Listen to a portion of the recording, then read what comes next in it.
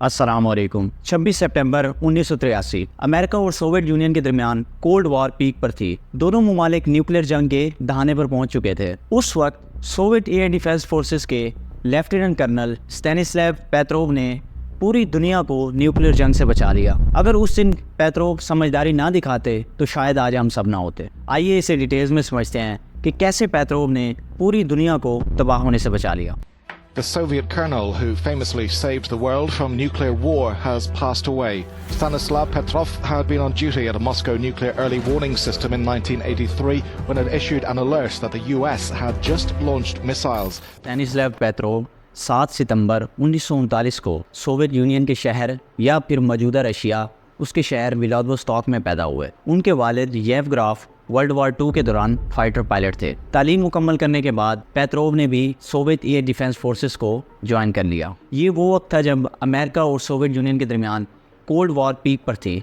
दोनों मुमालिक न्यूक्लियर जंग के बहुत ही करीब पहुंच चुके थे। दोनों मुमालिक की मिलिट्री हाई अलर्ट थी और उन्हें खुले ऑर्डर्स थे कि किसी भी अटैक की सूरत में भरपूर जवाब दिया जाए, और यहाँ जवाब का मतलब ये है कि न्यूक्लियर अटैक किया जाए। हालात इतने ख़राब हो गए थे कि सोवियत मिलिट्री ने 1 सितंबर 1983 को कोरियन एयरलाइंस के जहाज़ 007 को ही उड़ा दिया। कोरियन एयरलाइंस के पायलट से नेविगेशनल मिस्टेक हुई, जिसकी वजह से वो सोवियत प्रोहिबिटेड स्पेस में चला गया, जिसे सोवियत एयरफोर्स ने अमेरिकन स्पाई प्लेन समझा और वार्निंग शॉट्स देने के बाद उसे उड़ा दिया। कोरियन एयरलाइंस के जहाज़ को सोवियत यूनियन की Su-15 जो कि ट्विन इंजन सुपरसोनिक एयरक्राफ्ट है, उसने एयर टू एयर मिसाइल से तबाह कर दिया। प्लेन में 239 पैसेंजर्स मौजूद थे जो कि सब के सब हलाक हो गए, जिसमें American politician Lawrence Patton McDonald और इसके अलावा 61 अमेरिकन भी शामिल थे।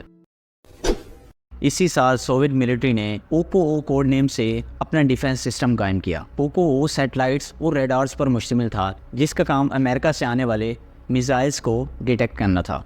ओको कमांड सेंटर सर्पोफोक 15 में एक बंकर में मौजूद था, जिसमें पेट्रोव एज ए ड्यूटी ऑफिसर काम करते थे। मिसाल के तौर पर अगर अमेरिका मिसाइल्स लॉन्च करता तो ओको की इंफॉर्मेशन को इस्तेमाल करके सोवियत यूनियन अपना A-35 anti ballistic missiles launch करते अपनी कंट्री या अपने किसी सिटी को सेफ रखने के लिए।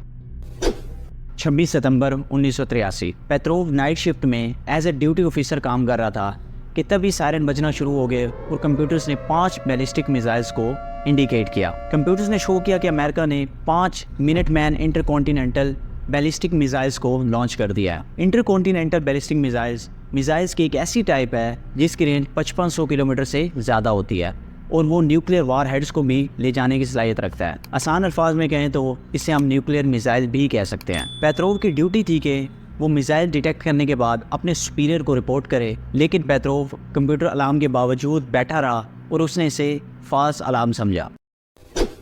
यहाँ मैं क्लियर कर दूं कि ओको सिर्फ मिसाइल्स डिटेक्शन सिस्टम नहीं था, बल्कि वहाँ से न्यूक्लियर अटैक भी किया जा सकता था। जैसे ही पेट्रोव ने कंप्यूटर अलार्म को देखा तो वो वहाँ से न्यूक्लियर अटैक लॉन्च कर सकता था। कमांड सेंटर में स्ट्राइक बटन मौजूद था, जिसको प्रेस करते ही सोवियत में मौजूद तमाम मिसाइल सेंटर्स को मैसेज आता और वहाँ से तमाम मिसाइल्स को लॉन्च कर दिया जाता। मतलब कि एक बहुत बड़ी न्यूक्लियर जंग देखने को मिलती अगर वो स्ट्राइक बटन को प्रेस कर देता।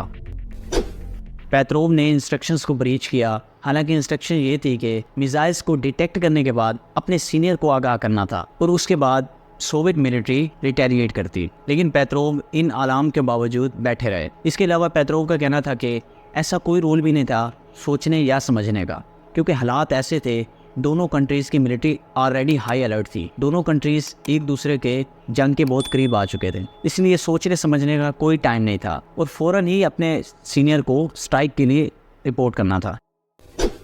2013 के एक इंटरव्यू में पेट्रोव ने बताया कि 23 मिनट बाद उसने रियलाइज़ किया कि कुछ हुआ तो है नहीं, अगर कोई रियल स्ट्राइक होती तो मुझे सबसे पहले पता चल जाता। इसके अलावा पेट्रोव का कहना था कि उसके पास तमाम डाटा मौजूद था। अगर वो अपनी चेन ऑफ कमांड को रिपोर्ट करते तो कोई भी इसके खिलाफ ना होता, मतलब कि वो न्यूक्लियर अटैक की इजाज़त दे देते।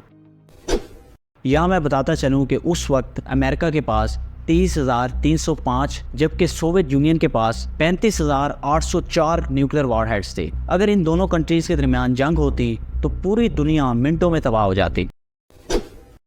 पेट्रोव का कहना था कि सिस्टम्स की अलर्ट की रिलायबिलिटी हाई थी, मतलब कि कोई शक नहीं था कि अमेरिका ने मिसाइल्स लॉन्च कर दिए हैं। इसके 1 मिनट बाद ही सायरन बजना बंद हो गया और फिर दोबारा सायरन बजा कि दूसरा मिसाइल लॉन्च, तीसरा मिसाइल लॉन्च और फिर 5वां मिसाइल लॉन्च के अलर्ट्स शो होने लगे। कंप्यूटर्स ने अलर्ट्स को चेंज करके लॉन्च से मिसाइल स्ट्राइक में तब्दील कर दिया। मतलब ये कि पहले कंप्यूटर्स ये शो कर रहे थे कि अमेरिका ने मिसाइल्स लॉन्च किए हैं, उसके बाद ये बताने लगे कि अमेरिका स्ट्राइक कर रहा है, मतलब कि अमेरिका मिसाइल स्ट्राइक कर रहा है सोवियत यूनियन पर।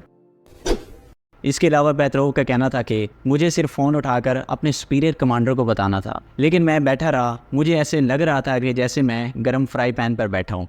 अब बात करते हैं कि आखिर क्या वजह थी पेट्रोव बैठा रहा और उसने अपने सुपीरियर्स को आगाह नहीं किया। अलर्ट्स काफ़ी क्लियर थी, लेकिन पेट्रोव को डाउट था। ओ कमांड सेंटर के अलावा भी दूसरे सोवियत एक्सपर्ट्स मॉनिटर कर रहे थे। पेट्रोव ने सैटेलाइट रेडार ऑपरेटर को कॉल की और उनसे पूछा। उन्होंने बताया कि कोई मिसाइल भी रजिस्टर नहीं हुआ। यहाँ मैं क्लियर कर दूं कि बाकी जो एक्सपर्ट्स मॉनिटर कर रहे थे वो सिर्फ सपोर्ट सर्विस के लिए थे, मतलब कि वो डिसीजन नहीं ले सकते थे। प्रोटोकॉल के हिसाब से सिर्फ पेट्रोव ही डिसीजन ले सकता था, क्योंकि प्रोटोकॉल में वाजे था कि जो डिसीजन लिया जाएगा वो कंप्यूटर रीड आउट्स पर ही लिया जाएगा। बट सबसे बड़ी जो चीज़ जिसने पेट्रोव को मजबूर किया बैठे रहने पर वो ये थी कि प्रोटोकॉल में 28 से 29 सिक्योरिटी चेक पॉइंट्स थे, जिसके बाद न्यूक्लियर मिसाइल को लॉन्च किया जाता।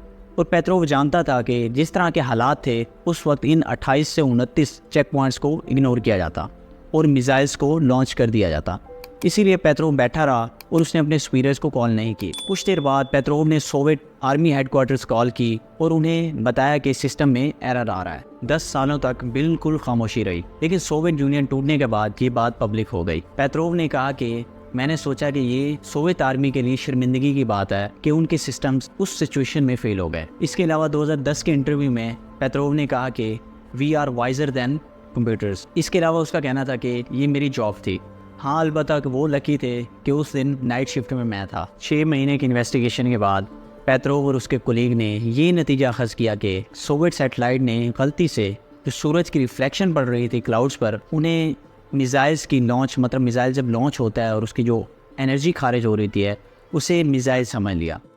इसके बाद पेट्रोव को कई इंटरनेशनल अवार्ड से भी नवाजा गया, जिनमें UN और इसके अलावा उन पर एक डॉक्यूमेंट्री भी बनाई गई। 19 मई 2017 को स्टैनिस्लाव पेट्रोव रशिया के शहर फ्रेजिनो में इंतकाल कर गए। दुनिया हमेशा उन्हें एक हीरो के तौर पर याद रखेगी। वीडियो अच्छी लगी है तो इसे लाइक कीजिएगा और चैनल को सब्सक्राइब करना ना भूलिएगा। कमेंट में अपनी राय ज़रूर दीजिएगा। मिलते हैं एक और नई वीडियो में। अपना ख्याल रखिएगा। अल्लाह हाफ़िज़।